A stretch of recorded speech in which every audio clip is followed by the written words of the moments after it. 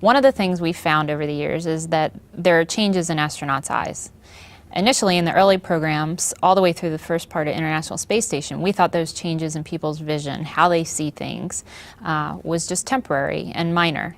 About halfway through our International Space Station experience, we noticed that some of the astronauts' vision changes were a little bit more severe in that they had a harder time seeing objects both near and far, and also the vision didn't go back to normal as quickly as we expected it to.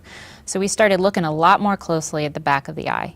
What we noticed was that tissue in the back of the eye became a little bit more swollen and the shape of the eye changed. But the big question is why? Why would someone's eye change shape? Why would the back of the eye become swollen?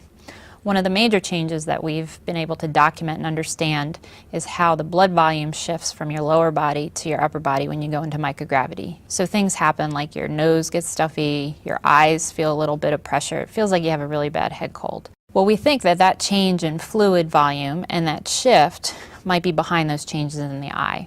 We also think it could be affecting the brain and changing what's called intracranial pressure. Normally we measure intracranial pressure through a procedure called lumbar puncture. In spaceflight, that'd be very complicated to do, and we wouldn't want to necessarily do that to our astronauts if we didn't have to. So we look at non-invasive ways of measuring pressure in your brain through your eyes or your ears, or how much blood flow is actually going to your brain using ultrasound.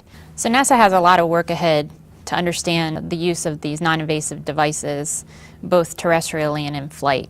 Part of our job is to understand how we use these tools before, during, and after a space mission to compare the results.